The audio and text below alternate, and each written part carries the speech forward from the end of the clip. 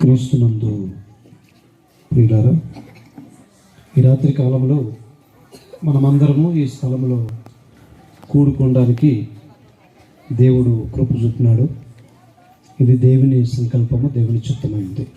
దీన్ని బట్టి దేవుని స్తుతిస్తున్నాం.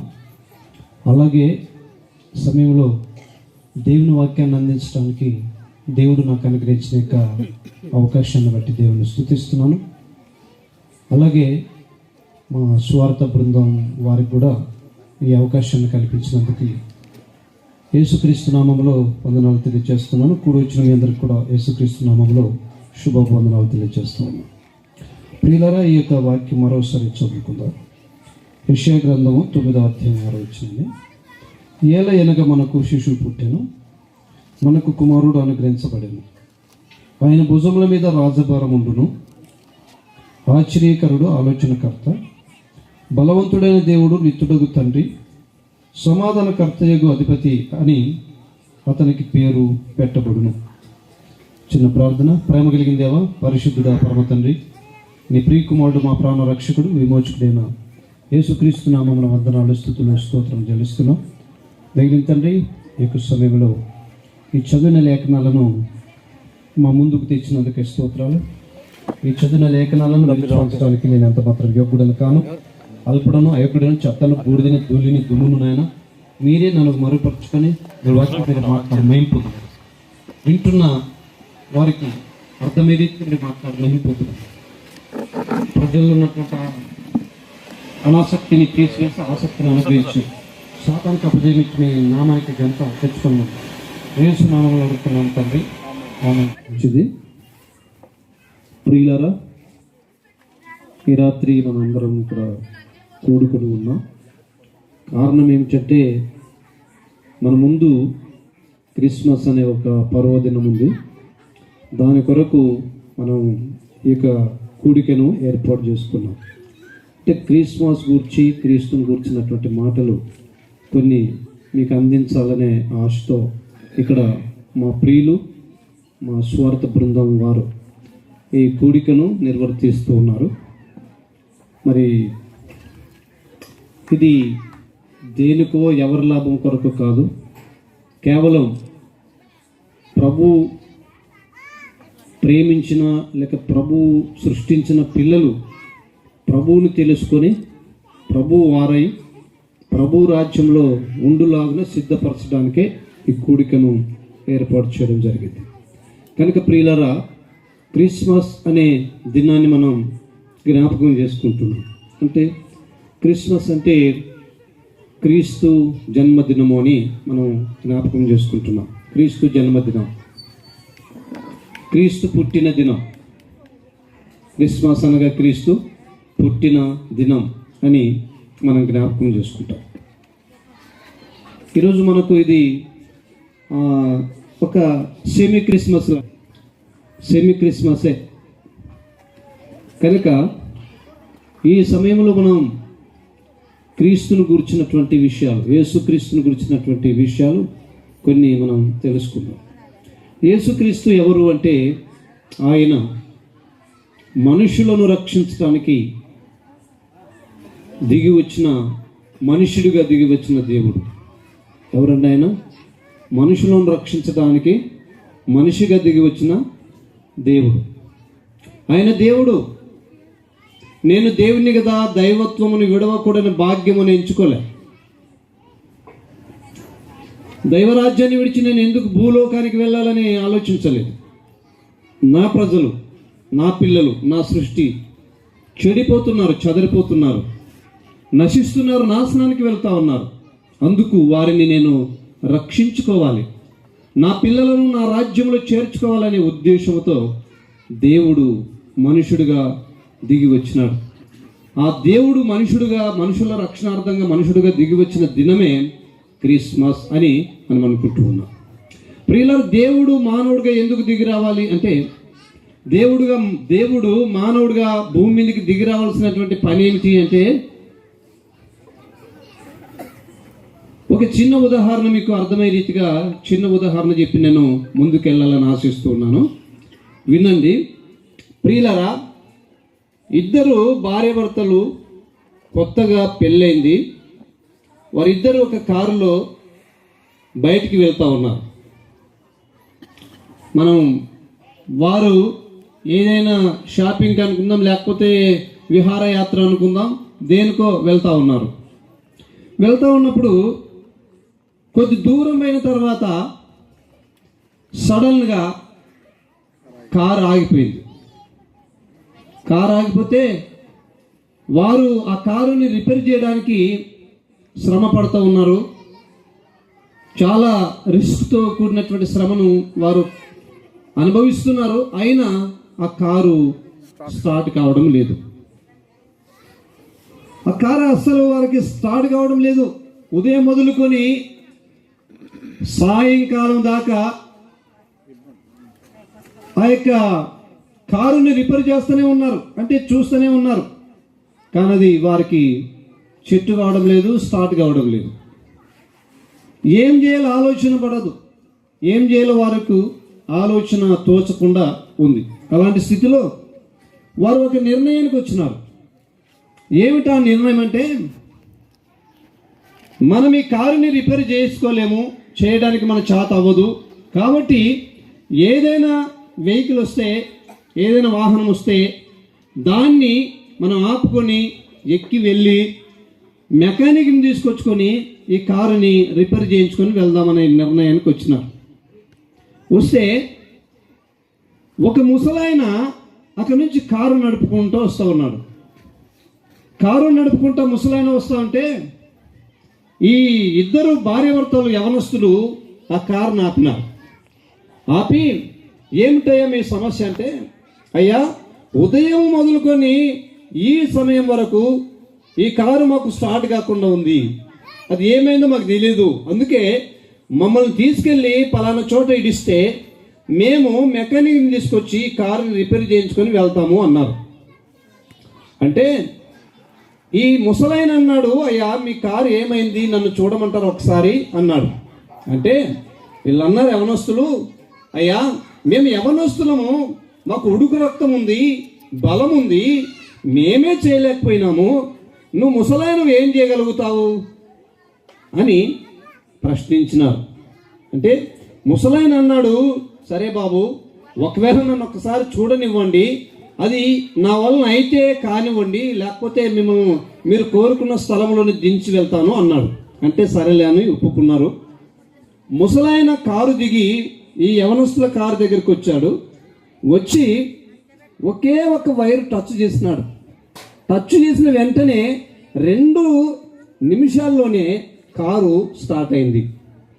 ఈ యవనస్తులు ఉదయం మొదలుకొని సాయంకాలం వరకు తిప్పలు పడ్డారు, శ్రమ పడ్డారు, కానీ కారు ఏం కాలేదు, స్టార్ట్ కాలేదు. ముసలాయన కేవలం 2 నిమిషాలకే కారుని ఏం చేశాడు, స్టార్ట్ చేశాడు. ఏమి కారణము అని వీరికి ఆశ్చర్యమైంది. ఇద్దరు భార్యాభర్తలకు ఆశ్చర్యమై అడిగినారు, అంకుల్ మీరు ఈ కారుని ఇంత సడన్గా 2 నిమిషాల్లో ఎలా రిపేర్ చేయగలిగారు, ఏంటి ఇందులో ఉన్న రహస్యం అంటే, ఆ ముసలాయన అన్నాడు, బాబు ఈ కారు యొక్క సృష్టికర్తను నేనే అన్నాడు. ఎవరంటండి? కారు సృష్టికర్త అంటే కారుని చేసిన వాడిని నేనే అన్నాడు. మరి ఇప్పుడు దేవుడు మానవుడిగా ఎందుకు భూమి మీదకి వచ్చినాడు అంటే, దేవుడు చేసిన మనుషులు చెడిపోయినారు. ఏమైనారు? దేవుడు చేసిన మనుషులు చెడిపోయినారు. శిస్సలుగా మొత్తానికి చెడిపోయినారు. పాపము, అపరాధము, అతిక్రమాలు, మోసము, దేశము, కుళ్ళు, కుయుక్తి సమస్తము నింపుకొని ప్రజలు ఏమైనారు అంటే నశించినారు. ప్రజలు చెడిపోయినారు. అందుకే చెడిపోయిన ప్రజలను రక్షించడానికి దేవాది దేవుడు మానవుడిగా దిగి రావాల్సి వచ్చింది. ఎందుకంటే ఆయన మనుషులను చేశాడు కాబట్టి. ఇప్పుడు కారుని చేసిన వాడు వచ్చేదాకా కారు రిపేర్ కాలేదు. మరి మనుషుడు చేసిన దేవుడు వస్తేనే మనుషుడు రిపేర్ అవుతాడు. ఎందుకంటే మనిషిని ఎలా తయారు చేస్తాడో ఆయనకు తెలుసు. మనిషికి ఎక్కడ బలహీనతలు ఉంటావో ఆయనకు తెలుసు. మనిషి యొక్క ఉనికి ఎలా ఉంటుందో ఆయనకు తెలుసు. అందుకే ఆయన మనల్ని బాగు చేసేవాడు కనుక మనుషులను బాగు చేయడానికి, చెడిపోయిన మన బ్రతుకులను బాగు చేయడానికి, చెడిపోయిన మన జీవితాలను బాగు చేయడానికి, మనల్ని పవిత్రపరచడానికి, పరిశుద్ధపరచడానికి ఆయన మానవుడుగా దిగి వచ్చినాడు. దేవుడు ఆయన మానవుడిగా దిగి వచ్చినాడు. అందుకే ఇక్కడ రాయబడి ఉంది ఏంటంటే, ఏలయనగా మనకు శిశువు పుట్టెను అని. ఎవరు పుట్టారండి? శిశువు. దేవుడు మానవుడిగా దిగి వచ్చినాడు. ఎట్లా దిగి వచ్చినాడు అంటే, అక్కడనే మానవ రూపం ధరించుకొని దిగి రాలేదు. పరలోకముల నుండి ఆకాశం నుండి మానవ రూపం ధరించుకొని దిగి రాలేదు. ఆయన శిశువుగా పుట్టాడు. అందుకే యెషయా యేసుక్రీస్తు ఇంకా 750 లేక 800 1000 సంవత్సరాల తర్వాత యేసుక్రీస్తు పుడతాడు అనగానే ఈ యెషయా భక్తుడు ప్రవచనం చేశాడు. ఆయన పుడతాడు అని, రక్షకుడు దేవుడు పుడతాడు అని ప్రవచనం చేశాడు. ఏలయనగా మనకు శిశువు పుట్టెను అన్నాడు, కానీ పుట్టలేదు. అప్పుడు పుట్టెను అన్నాడు కానీ పుట్టలేదు. మరి ఎప్పుడు పుట్టినాడు అంటే 2021 సంవత్సరం కిందట ఆయన పుట్టాడు. యెషయా భక్తుడు ప్రవచనం చేసిన తర్వాత 700 చిల్లర సంవత్సరాలకు ఆయన భూమి మీద మనుషుడుగా పుట్టాడు. అందుకే మనం మత్తయి సువార్తలో చూస్తాం. మత్తయి సువార్త 1వ అధ్యాయము 21వ వచనాన్ని చదవండి. మత్తయి సువార్త 1వ అధ్యాయం 21వ వచనం త్వరగా చదవాలి. 1:21 మత్తయి. ఆమె యొక్క కుమారుని కన్నును తన ప్రజలను వారి పాపము నుండి ఆయనే రక్షించును అంటాడు. ఏంటికంట ఆయన ప్రజలను. ఎవరు ప్రజలు? మనం ఆయన ప్రజలము. ఎవరు ప్రజలు? దేవుని ప్రజలము. ఆయన ప్రజలను ఎవరు రక్షిస్తారంట? ఆయనే రక్షిస్తాడు. ఆయన ప్రజలను ఆయనే రక్షించాలి. ఆయన ప్రజలను ఎవరు రక్షించడానికి వీలు కాదు. ఆయన ప్రజలను ఎవరు రక్షించడానికి సామర్థ్యత లేదు. ఆయన ప్రజలను ఎవరు రక్షించడానికి అథారిటీ అనేది లేదు. ఆయన ప్రజలను ఆయనే రక్షించాలి. యెషయా గ్రంథము 43వ అధ్యాయం 25వ వచనంలో ఏమంటాడంటే, యెషయా గ్రంథం 43వ అధ్యాయం 25వ వచనంలో, నేను నేనే నా చిత్తానుసారంగా నీ అతిక్రమములను తుడిచివేయుచున్నాను. నేను నీ పాపములను జ్ఞాపకం చేసుకొనను. దేవునికి స్తోత్రం కలుగును గాక. అని ఏమంటున్నాడు? నేను నేనే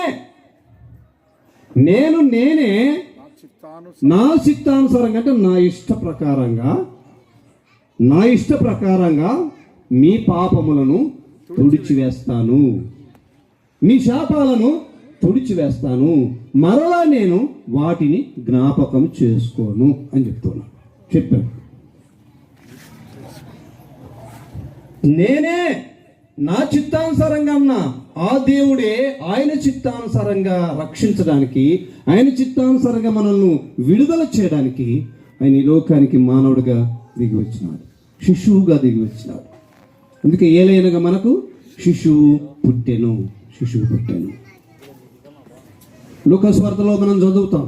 లూకాసు వార్త 2వ అధ్యాయము 10వ వచనం నుండి మనం చదివితే అక్కడ ఏమని రాయబడి ఉందంటే, లూకాసు వార్త 2వ అధ్యాయం 10వ వచనంలో, 2:10 అయితే ఆ దూత భయపడకుడి, ఇదిగో ప్రజలందరికీ కలగబోవు మహా సంతోషకరమైన సువార్తమానము నేను మీకు తెలియజేయుచున్నాను. ఏ సువార్తమానం అంటది? సంతోషకరమైన సువార్తమానం. ఎవరికి అంటది? ప్రజలందరికీ, అంటే ప్రపంచంలో ఉన్నటువంటి మనుషులందరికీ, ఏ భేదం లేకుండా, అన్ని జాతులు, అన్ని మతాలు, అన్ని కులాలు, అన్ని రాష్ట్రాలు, అన్ని దేశాలు, సమస్త దేశాలు అందరికీ, అందరి పాపములు పరిహరించడానికి ఆయన వచ్చింది. అందుకే అందరికీ సంతోషకరమైన సువార్తమానం ఇది. లోకానికే సంతోషకరమైన సువార్తమానం. మీ కొరకు రక్షకుడు పుట్టినాడు. ఏమిటి సువార్త అంటే, నేడు మీ కొరకు రక్షకుడు పుట్టి ఉన్నాడు అని రాయబడ్డాడు. మీ కొరకు నేడు రక్షకుడు పుట్టి ఉన్నాడు. ఆయన పొత్తిగుడ్డల చేత చుట్టబడి పశుల తొట్టిలో పరుండ పెట్టబడి ఉన్నాడు. మీకు ఇదే ఆనవాలు, ఆయన క్రీస్తు అని చెప్పారు. ఎవరు పుట్టారంట? ఒక శిశువు ఏం చేయబడ్డాడు?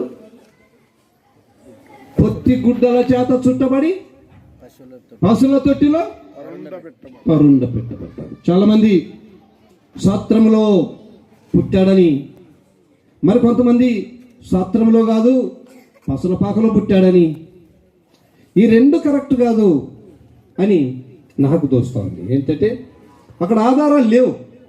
అక్కడ ఏముందంటే 7వ వచనం నుండి మనం చదివితే, లూకాసు వార్త 2వ అధ్యాయం 7వ వచనం నుండి చదువుదాం ఒకసారి. లూకాసు వార్త 2వ అధ్యాయం 7వ వచనం నుండి, తన తొలుచూలు కుమారుని కని పొత్తిగుడ్డలతో చుట్టి, కొంచెం పైన చదవచ్చు. సత్రములో దావీదు వంశములోను గోత్రములోను పుట్టినవాడు గనుక తనకు భార్యగా ప్రదానము చేయబడి గర్భవతి అయిన ఉండిన మరియతో కూడా ఆ సంఖ్యలో వ్రాయబడడానికి గలిలయలోని నజరేతు నుండి యూదయలోని బెత్లెహేముకు దావీదు ఊరికి వెళ్ళాడు. వారక్కడ ఉన్నప్పుడు ఆమె ప్రసవ దినములు అంటే ఆమె కాన్పు దినములు నిండెను గనుక తన తొలుచూలు కుమారుని కని పొత్తిగుడ్డలతో చుట్టి సత్రంలో వారికి స్థలము లేనందున ఆయనను పశువుల తొట్టిలో పరుండ పెట్టెను అని రాయబడ్డాడు. ఇప్పుడు సత్రములో స్థలము లేనందున అంటే సత్రములో డెలివరీ అయిందా అంటే కాదు. ఒకవేళ అక్కడ అయింటే అక్కడే ఉంది. సత్రంలో లేదు, పసల పాకలో లేదు, ఆయన బయటనే పుట్టాడు. చూడండి, ఆయన మన కొరకు ఎంత దారిద్ర్యంగా పుట్టాడో ఒకసారి ఆలోచించండి. ఆవని అంత ఆయనదే, మొత్తం ఆయనదే, సర్వం ఆయనదే. కానీ ఆయనకి భూమి మీద ఏం లేకపోయింది? చోటు లేకపోయింది. ఆయనకు చోటే లేకపోయింది భూమి మీద, అంత ఆయనదే. చోటు దొరకకపోయింది. ఎక్కడ పండబెట్టినారు ఆయన్ని? పశువుల తొట్టిలో పండబెట్టినారు. ఎవరైనా పశువుల తొట్టిలో పండబెడతారమ్మా? ఎంత బీద వాళ్ళైనా పశువుల తొట్టిలో పిల్లల్ని పండబెడతారా? పుట్టిన పిల్లల్ని పండబెట్టరు. ఏదో గోనపట్ట తొట్టి అయినా కట్టి అందులో పండబెడతారు. అంటే పశువుల తొట్టి అంటే దీన్ని కూడా కొంతమంది మొచ్చు అని అంటారు, మొచ్చు మీద పండబెట్టినారని కొంతమంది అంటారు. కొంతమంది ఏమంటారంటే మొచ్చు కాదు, ఆ గాడి, అది పశువులకి మేత వేసే ఘాట్లో పండబెట్టినారని కొంతమంది అంటారు.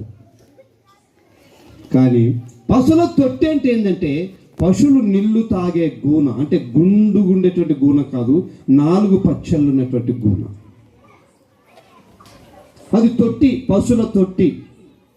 మనము ఇక్కడ అతన్ని గూన అది ఇది అంటాం, కానీ తొట్టి గూన, ఆ గూనలో ఆయన పండబెట్టారు. ఎందుకంటే అంత దరిద్రం ఆయనకు. ఆయనకెందుకు అంత దరిద్రం అంటే దారిద్ర్యమైన బ్రతుకులు మార్చడానికి, దారిద్ర్యమైన మనల్ని మార్చడానికి, మనల్ని పరమ ధనవంతులను చేయడానికి ఆయన ఈ లోకంలో దారిద్రుడిగా పుట్టాడని రాయబడ్డాడు. దారిద్రుడిగా ఆయన ఈ లోకంలో పుట్టాడు. ఆయన శిశువుగా పుట్టిన గురువు. ఎవరైనా శిశువుగా పుట్టిన గురువు. మత్తయి సువార్తలో అంటాడు, మీరు గురువు అంటున్నారు, అది న్యాయమే, నేను గురువు అని చెప్తా ఉన్నాను. గురువు నేనే ఇంత శ్రమ పడినప్పుడు మీరు ఇంకా శ్రమ పడాల్సి ఉంది అని చెప్తూ ఉన్నాడు. ఆయన సద్గురువు. ఎవరైనా సద్గురువు. ఆయన గురించి ఒక ఆయన ప్రవచనం చేశాడు. నేను ఒక బుక్ చదివినాను. ఆ బుక్లో ఒక ఆయన ప్రవచనం చేశాడు. ఏమనంటే, నేను చనిపోయిన తర్వాత 500 సంవత్సరాలకి మహాబుద్ధుడు పుడతాడు, ఆయన అనేక మంది బుద్ధుల మీద తన పునాది వేస్తాడు అని రాస్తున్నాడు. ఆ మాట చెప్పింది ఎవరంటే గౌతమ బుద్ధుడు. నేను చనిపోయిన తర్వాత 500 సంవత్సరాలకి ఒక మహాబుద్ధుడు పుడతాడు అన్నాడు. ఆయనేం బుద్ధుడు, ఈయనెవరు? మహాబుద్ధుడు. మహాబుద్ధుడు పుడతాడు, అనేక మంది బుద్ధుల మీద తన పునాదిని వేస్తాడు అని చెప్పాడు. అవును, ఆయన మహాబుద్ధుడు, మహాబుద్ధి కలిగిన వాడు, జ్ఞానం కలిగిన వాడు, ఆయన ఆలోచనకర్త, ఆశ్చర్యకరుడు. ఆయన మనకు శిశువుగా పుట్టినటువంటి గురువు. నేను గురువులు కదా, నేను శిశువుగా ఎందుకు పుట్టాలా అనుకోలే. నేను చిన్న బిడ్డగా ఎందుకు పుట్టాలి అనుకోలే. నేను దేవుణ్ణి కదా, ఒక చిన్న బిడ్డగా మనుషునిగా ఎందుకు పుట్టాలి అని ఆయన అనుకోలేదు. ఎందుకంటే ఆయన అలా అనుకుంటే మనకు రక్షణ వచ్చేది కాదు, మనకు పాపక్షమాపణ జరిగేది కాదు. అందుకే ఆయన అలా అనుకోకుండా మనలను రక్షించడానికి, మన పాపం నుంచి మనం విడిపించడానికి ఆయన ఈ లోకానికి మనుషుడిగా, శిశువుగా దిగి వచ్చాడు. ఆయన శిశువుగా పుట్టడానికి ఒక తల్లి అవసరం కనుక పుణ్యాత్మురాలైనటువంటి మరియమ్మను ఆయన ఏర్పాటు చేసుకున్నాడు.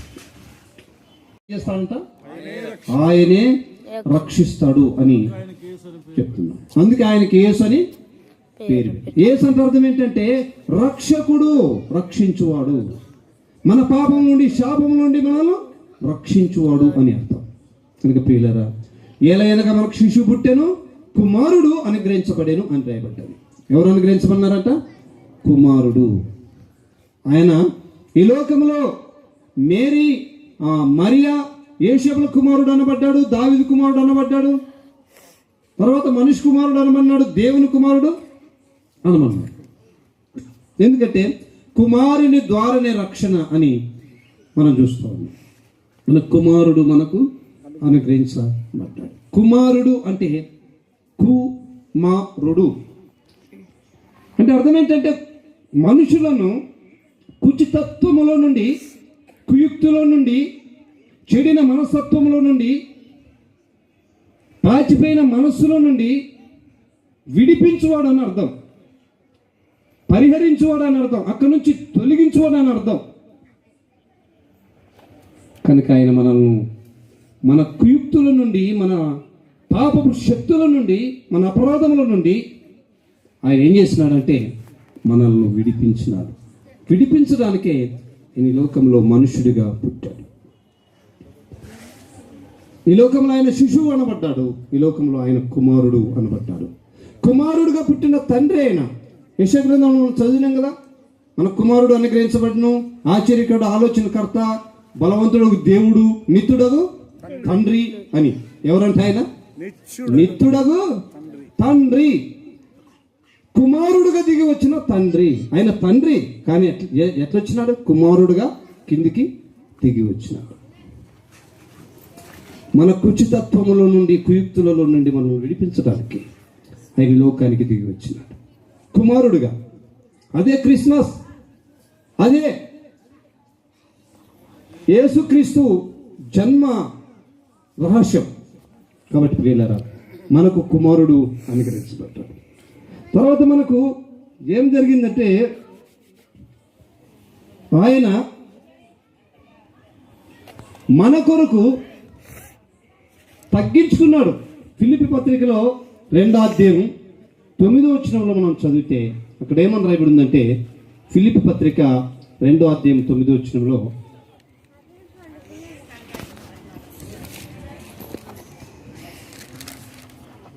ఫిలిప్పీ పత్రిక 2వ అధ్యాయం 9వ వచనం, అందుచేతను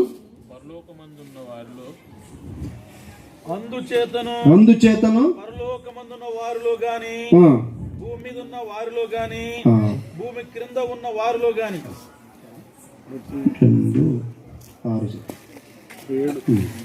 ఆయన దేవుని స్వరూపము కలిగిన వాడై దేవునితో సమానముగా ఉండుట విడిచిపెట్టుకూడని భాగ్యమని ఎంచుకొనలేదు. ఆయన ఏమై ఉన్నాడంట? దేవుని స్వరూపమై ఉండి అంటే ఆయన దేవుడై ఉండి, ఆయన దేవుడుగా పరలోకంలో ఉండడం విడిచిపెట్టకూడని భాగ్యమని ఎంచుకొనకుండగా, నేను దేవుణ్ణి కదా ఇక్కడే ఉండాలి, ఎందుకు వాళ్ళ భూమి మీదకని అనుకోకుండా మన కొరకు మనుషుడికి వచ్చినాడు. 7వ వచనంలో చెప్తా ఉన్నాడు, మనుషుల పోలికగా పుట్టి దాసుని స్వరూపము ధరించినాడు. వినండి, ఎట్లా పుట్టినాడండి యేసుప్రభు? మనుషుల పోలికగా పుట్టాడు. దేవుడు, చాలా మంది అంటారు దేవుడు మానవుడిగా ఎప్పుడు రాడండి, మీరు ఏం చెప్తున్నారు మాకని ఒక 2-3 నన్ను ప్రశ్నించినారు.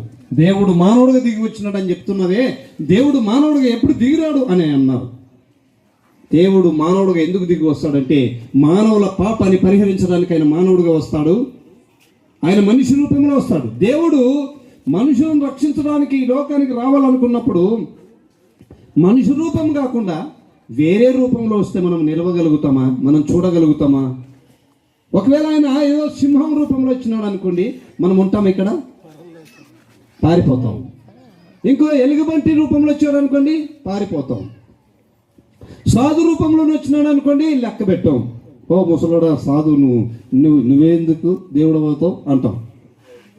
కానీ ప్రియులరా, ఆయన ఎలాగైనా రాగలుగుతాడు, కానీ అట్లా రావడం క్రమము కాదు. కాబట్టి క్రమంగా ఆయన స్త్రీ వలనే వచ్చాడు. అందుకే ఆయన స్త్రీ సంతానము అనబడ్డాడు. ఎవరి సంతానం? ఆయన స్త్రీ సంతానము. స్త్రీ సంతానమని ఎక్కడ ప్రవచనం చేయబడ్డదంటే, ఆదికాండం 3వ అధ్యాయంలోనే ప్రవచనం చేయబడ్డది.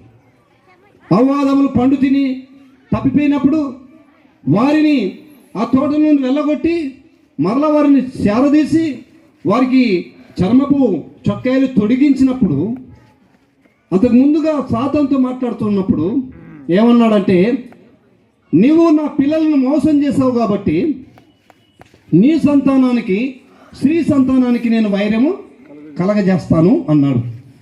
ఏం చేస్తాడంట? స్త్రీ సంతానానికి, నీ సంతానానికి నేను వైరం కలగజేస్తాను అన్నాడు. ప్రియులారా, అయితే మరి స్త్రీ సంతానం ఎవరు? ఇప్పుడు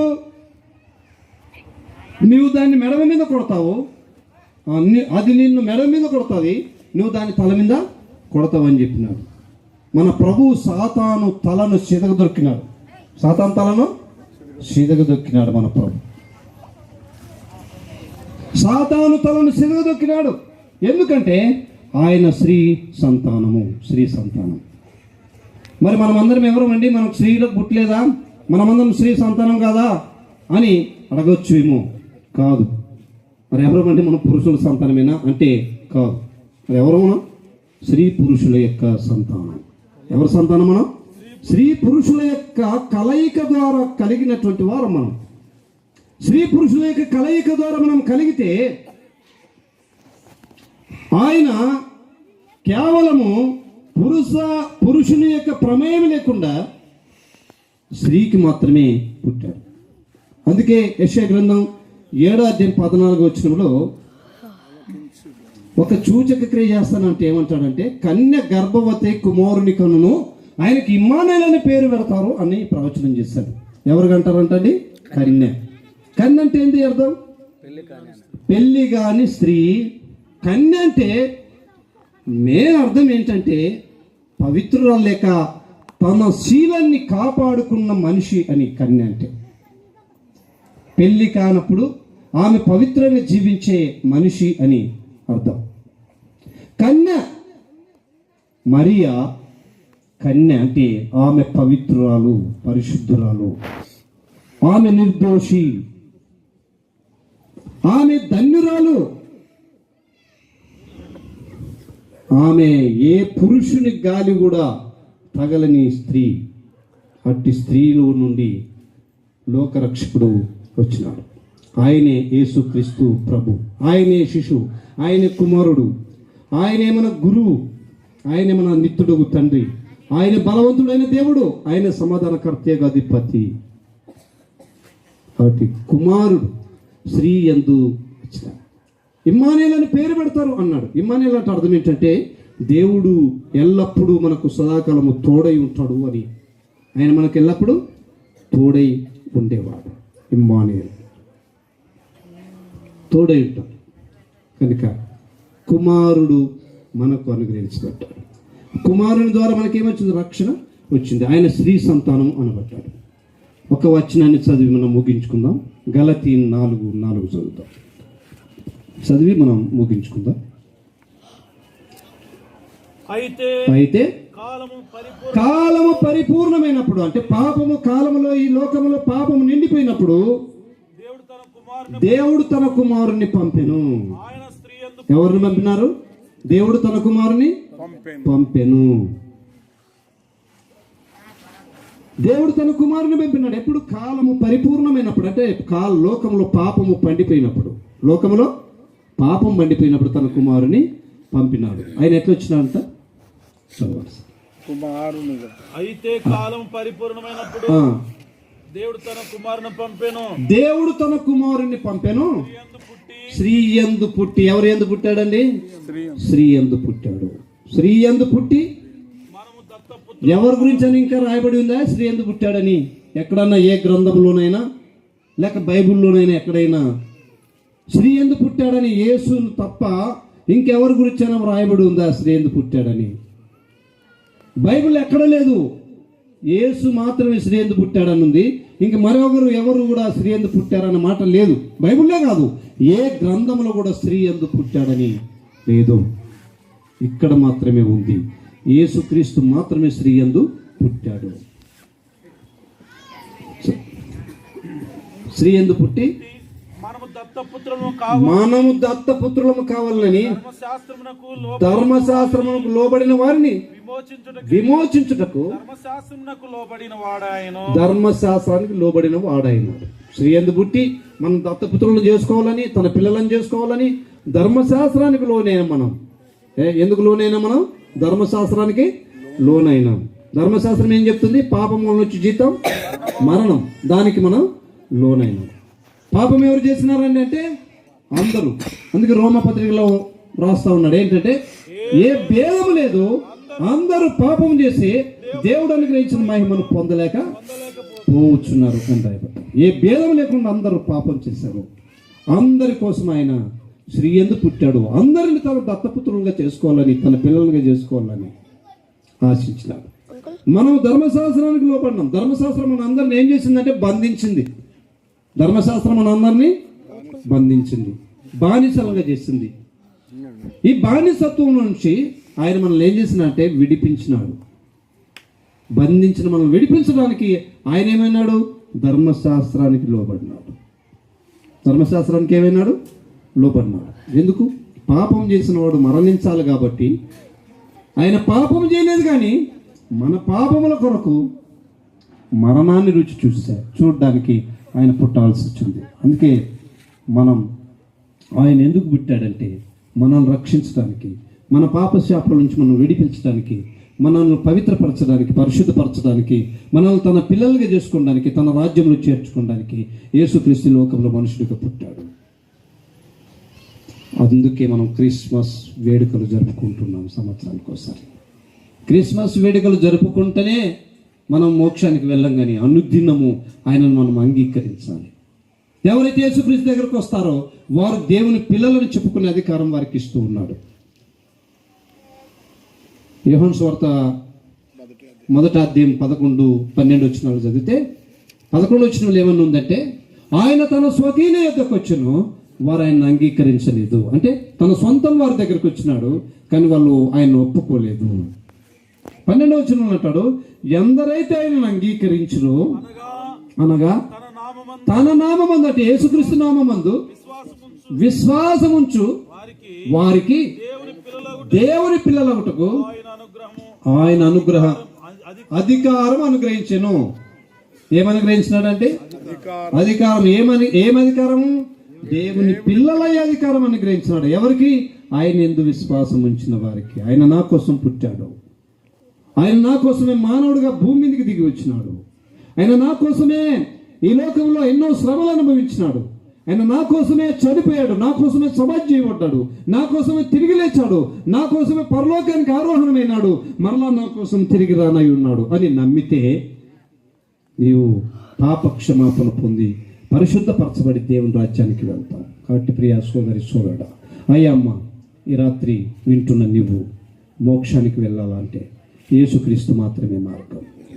ఆయనే నిన్ను మోక్షానికి చేర్చాల్సింది. కాబట్టి యేసుక్రీస్తును ఒప్పుకుంటే చాలు, నీ నోటితో ఒప్పుకుంటే, నీ హృదయం అందు విశ్వాసం ఉంచితే చాలు, ఆయన నిన్ను రక్షిస్తాడు, నిన్ను పరమును చేరుస్తాడు.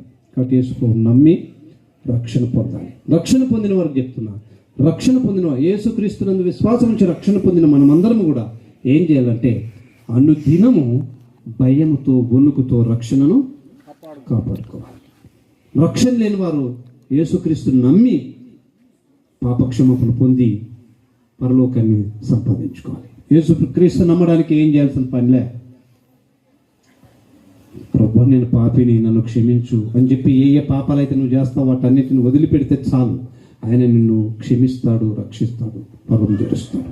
కొట్టండి, ఒప్పుకోండి, విశ్వాసం ఉంచండి, ఒప్పుకోండి, విడిచిపెట్టండి, పాపక్షమాపణ పొందండి, పరిశుద్ధులు కండి, పరలోకం చేరండి.